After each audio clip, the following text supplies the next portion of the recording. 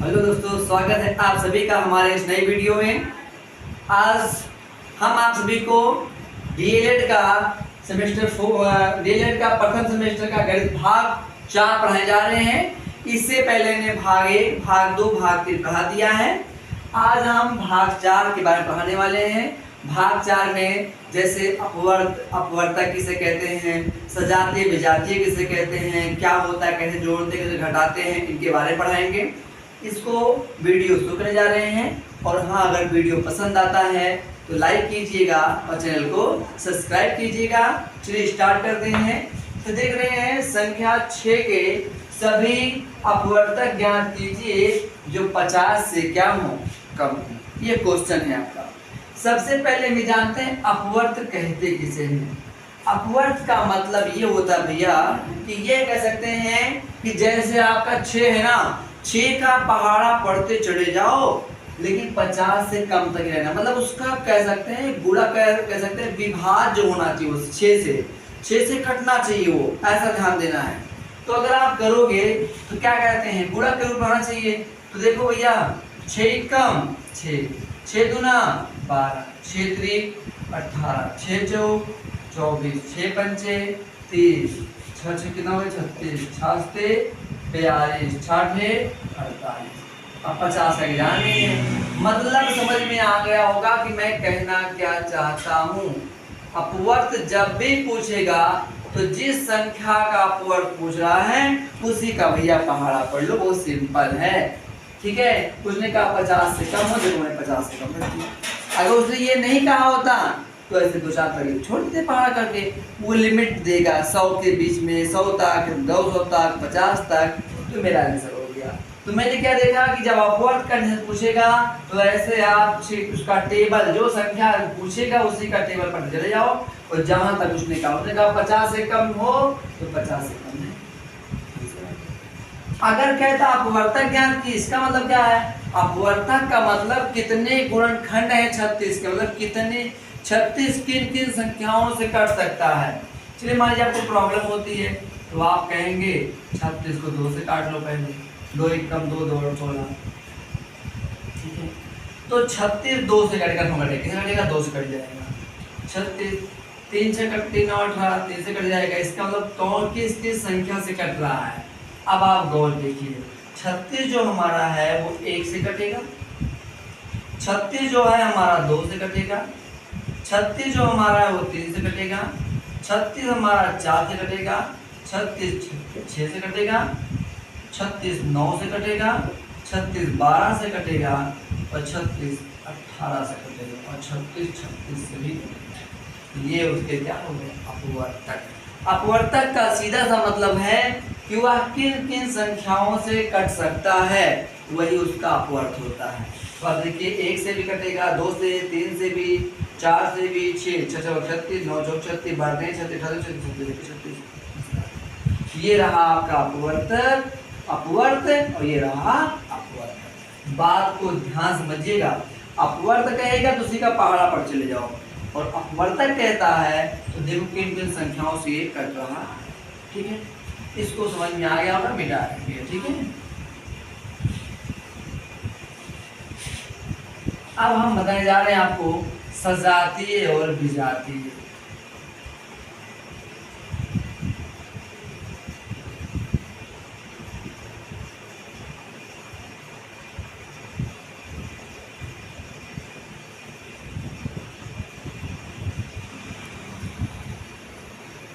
ये क्या होता है, सजातीय का मतलब होता भैया एक जैसा है ना, एक के खानदान के लोग हैं तो सजातीय, दूसरे के हैं तो विजातीय। बस आंसर हो गया। जैसे मान लीजिए क्वेश्चन है 6a,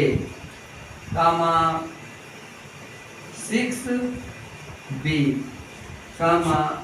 6ax, और फिर मैंने 2ax, फिर मैंने लिख दिया आपका, मैं लिख दिया, मान लीजिए मैं लिखा 3b या 5b, मैंने लिख दिया। अब मुझे इसमें ढूंढना है कौन कौन सजातीय है, तो मैं लिखूंगा सजातीय।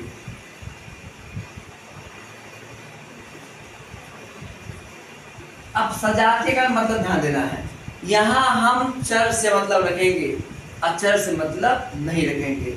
ये चर क्या होता है? चर का मतलब हो गया A B C D E F G लेकर जेड तक, ये सब क्या है? चर है, जिसका मान निरंतर बदलता रहे वो क्या है? चर है। अब अचर मतलब जिसका मान ना बदले, जैसे गिनती 1 2 3 4, ये सब क्या है? अचर है। अब देखिए गौर से अगर तो सजातीय, यहाँ ए है, छिवने का अचर से मतलब नहीं है, वो चर से मतलब है। यहाँ ए है, क्या कहीं और है? बिल्कुल मिला है, लेकिन एक दिक्कत है, यहाँ यक्स है, यहाँ यक्स है नहीं, यहाँ तो नहीं, छोड़ो उसको। और कहीं ए है नहीं, तो यहाँ पे ये केवल 6a सजातीय है, पहले कंडीशन। उसके बाद हम दूसरे में बात करें कौन सजातीय है, अगर ऐसी में और बात करें कौन सजातीय कौन है, तो सजातीय में अगर हम बात करें, और ये तो पहला आंसर आ गया, और कौन कौन सजातीय है, तो भाई देखिए 6b यहाँ पे, यहाँ 5b, तो 6b और 5b भी क्या है? सजातीय। क्यों भाई? एक ही बिरादरी का मेरे देखो 6b 6, यहाँ देखो ax, यहाँ भी ax, ये भी सजातीय है। जैसे कौन कौन हो गया? 6ax, 2। मैंने कहा अचर से में मतलब नहीं है, इसमें देखो ये सजातीय है, इसमें ये सजातीय है, इसमें ये सजातीय है। उम्मीद करते हैं सजातीय वाली प्रॉब्लम समझ में आ गई होगी, कोई दिक्कत। देखिए विजातीय में क्या है? बराबर ना हो। देखो यहाँ तक तो बराबर है, क्या वो भी दोनों बराबर नहीं, तो लिख लेंगे ये विजातीय है। क्या है भाई?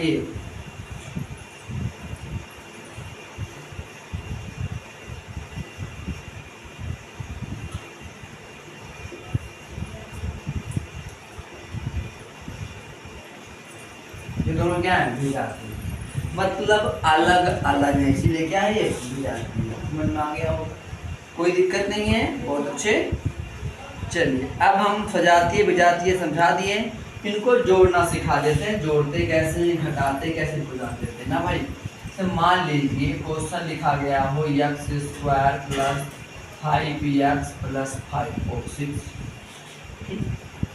और उसके बाद मैं कहूँ इसको जोड़ो, इसको x² प्लस मान लीजिए 2x प्लस 2 को जोड़ना है। अब बात को थोड़ा ध्यान समझिए,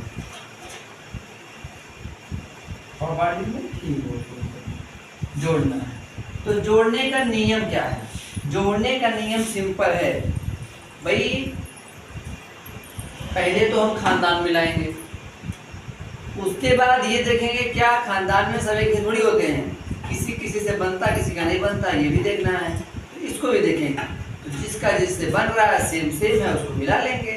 जैसे अगर आप ध्यान से देखें तो मैं पहले ब्रैकेट को ओपन करूंगा, गौर से देखिएगा, मैंने ब्रैकेट को कहाँ पहले ओपन करूंगा,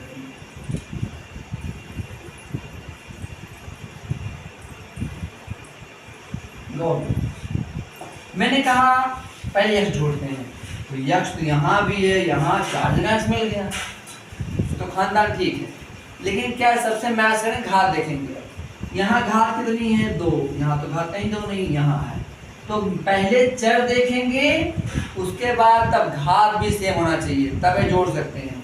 तो मैंने देखा यहाँ भी स्क्वायर है और यहाँ भी स्क्वायर है, x² यहाँ भी स्क्वायर यहाँ है, तो जोड़ता कौन है? उनके अचर जोड़ते हैं। अचर तो उनके साथ गिनती लिखी तो वो जोड़ता है।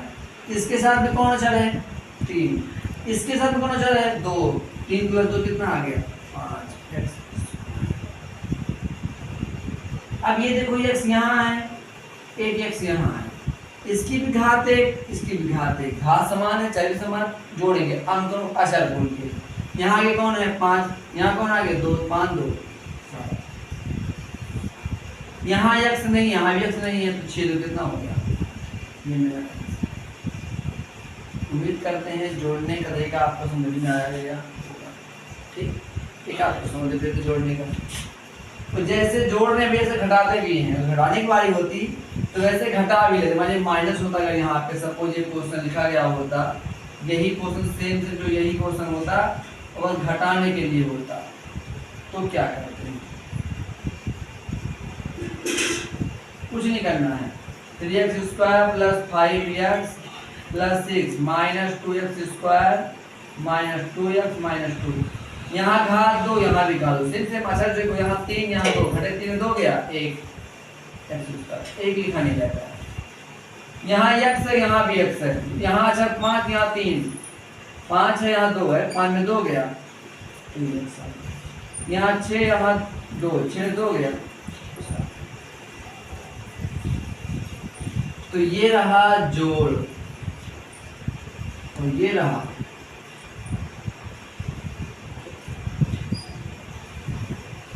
इसके लिए वही जोड़ घटाव है, सजातीयों को जोड़ना और घटाने के लिए, सजातीय को जोड़ना और घटाने के वास्ते है ये जो आपने लिख लिया। ठीक है, कोई दिक्कत नहीं है। अब हम आपको बताने जा रहे हैं, ध्यान से अगर आप समझेंगे कि बिंदु, रेखा, रेखाखंड, किरण कैसे कहते किसने, समझ में आ गया भाई? कोई दिक्कत नहीं है। चलिए मिटा रहे इसको। अब हम जो जानने वाले हैं उसके बाद जानने वाले हैं क्या क्या, रेखा, फिर दूसरा पॉइंट किरण, तीसरा पॉइंट रेखाखंड और चौथा पॉइंट बिंदु। एक हो देते हैं। तो रेखा किसे कहेंगे? जिसकी केवल लंबाई हो, चौड़ाई ना हो, उसे क्या बोलेंगे? रेखा। क्या बोलेंगे? रेखा। जैसे देखो,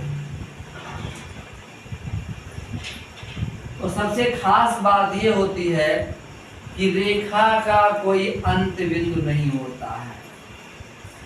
मतलब इधर इसको भी बढ़ा सकते हैं अनंत तक, इसको बढ़ा सकते हैं अनंत तक। तो जब दोनों तरफ तीर का निशान लगा हो उसे क्या बोलते हैं? रेखा बोलते हैं। क्या बोलते हैं? रेखा। मतलब उसको दोनों तरफ चाहे ज्यादा बढ़ा देगी, उसकी केवल लंबाई होगी, चौड़ाई नहीं होती। किसमें? रेखा में। आपसे कभी क्वेश्चन कर सकता है कि रेखा में चौड़ाई होती कि नहीं होता, क्या बताएंगे? नहीं होती, केवल लंबाई होती है। किरण किसे कहेंगे? किरण मतलब रेखा का ही भाग है, लेकिन इसका एक अंत बिंदु होता है। वह रेखा जिसका क्या होता है? एक अंत बिंदु होता है। मतलब यहाँ पे इसके बाद नहीं आ पाएगा, अगर भागेगा, उसे क्या बोलेंगे? किरण। सूर्य की किरण देखो निकलता है, सूर्य से बाहर निकल रहा है, वो भी किरण है। रेखाखंड क्या है? तो ऐसे यहाँ भी मतलब आप गौर से अगर देखो, इसके दो अंत बिंदु हैं, एक यहाँ और एक यहाँ। इसके आगे नहीं बढ़ सकता, इसके आगे नहीं बढ़ सकता है। दोनों तरफ दो भैया पकड़ के बंटवारा कर लिया, घेर लिया, ठीक है ना भाई? तो ना तो इधर बढ़ पाएगा ना तो इधर बढ़ पाएगा। तो इसे को बोलेंगे रेखाखंड। जिसके दो अंत बिंदु हो उसे क्या बोलेंगे? रेखाखंड। एक है क्या बोलेंगे? किरण, यानी अंग्रेजी में कहेंगे रे। समझ में आ गया होगा? तो ये रेखा है, ये किरण है, रेखाखंड है। बिंदु किसे कहेंगे? बिंदु मतलब जिसे हम कागज पे दर्शा तो लेते हैं, लेकिन इसकी ना तो कोई लंबाई होती ना तो चौड़ाई होती, तो क्या बोलते हैं? बिंदु। क्या होते हैं? तो बोलते हैं बिंदु। उम्मीद करते हैं आपको ये भी बात समझ में आ गई होगी। ठीक है, अब आपको जो बताने जा रहे हैं वो ये है, पटरीय प्रकार की सहायता से 60 अंश, 90 अंश, 120 अंश कोण कैसे बनाएंगे। बात को देखिए भैया, फटाफट कोण बनाओ यार, हमारे साथ जुड़े रहिए। ये देखिए कैसे आप कोण बनाते हो, एकदम झक्कास कोण बनाओगे यार। ठीक है, क्वेश्चन गौर देखना एकदम। ये देखो ध्यान से,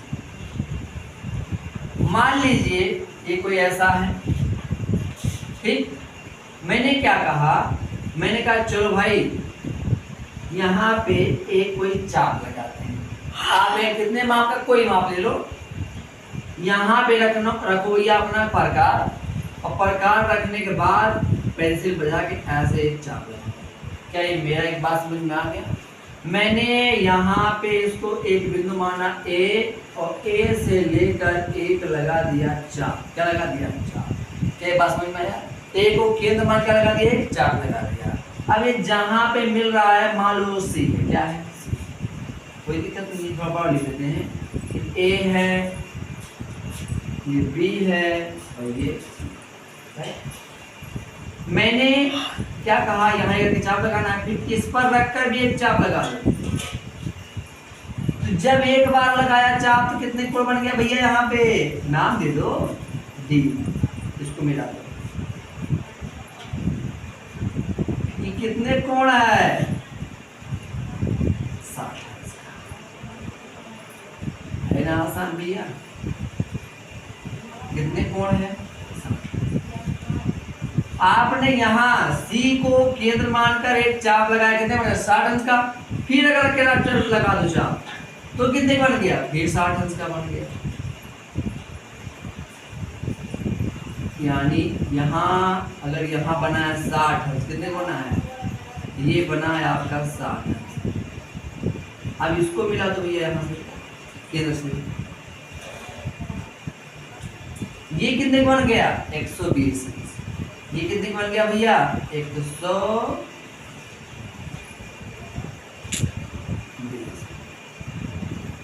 कितने बन गया? 120। तो मैं कहूँ 90 कैसे बनेगा? कोई दिक्कत नहीं यार, इधर देखो, यहाँ जो आपने माना है डी और ई, डी को केंद्र मानकर एक चाप यहाँ लगाओ और इसको चाप में चाप यहाँ लगाओ, फिर दोनों कटार बिंदुओं को मिला दो। देखो भैया 90 की कोण बन गया। यहाँ कितने कोण बन गया?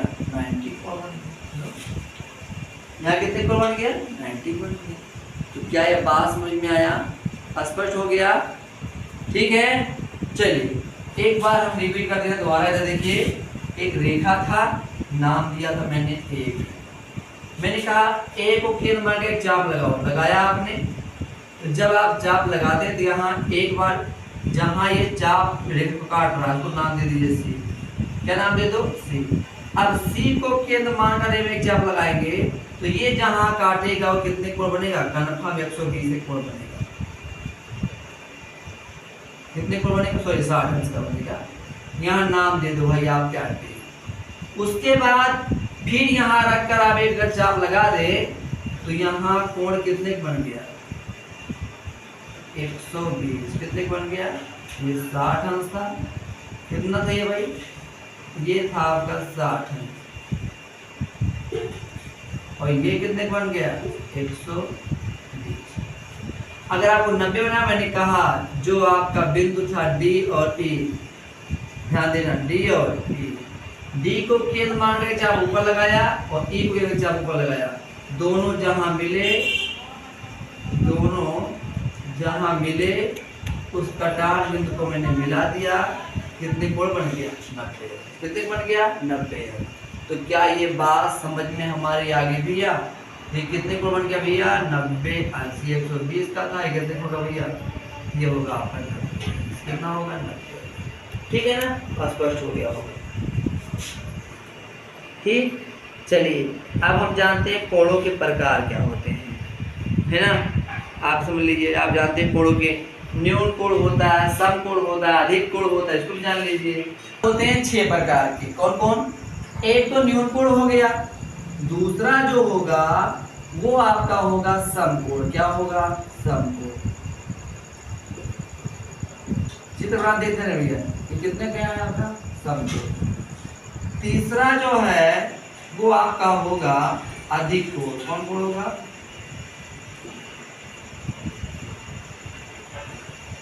अधिक कोण से कहेंगे जो 90 से तो ज्यादा रहेगा लेकिन 180 से क्या रहेगा?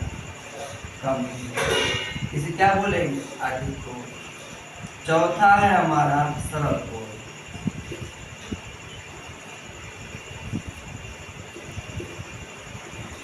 बस भैया एक लाइन की एक रेखा कितने कोण बनता है? 180 कोण बनता है।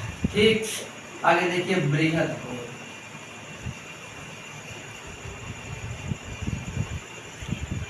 इसका मतलब क्या हुआ? इसका मतलब ये हुआ कि 180 से ज्यादा हो लेकिन 360 से कम हो। तो यहाँ जो कोण बनेगा उसे हम क्या बोलेंगे? बृहद कोण। अगला लास्ट,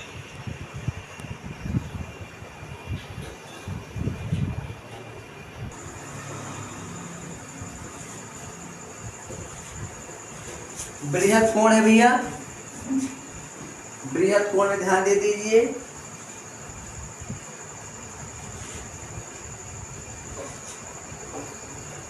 बृहद कोण मतलब होता है क्या कि वो हो 360 से कम लेकिन 90 से 360 से कम 180 से ज्यादा होगा, ये बृहद कोण होगा। और छठवां देख लीजिए संपूर्ण कोण।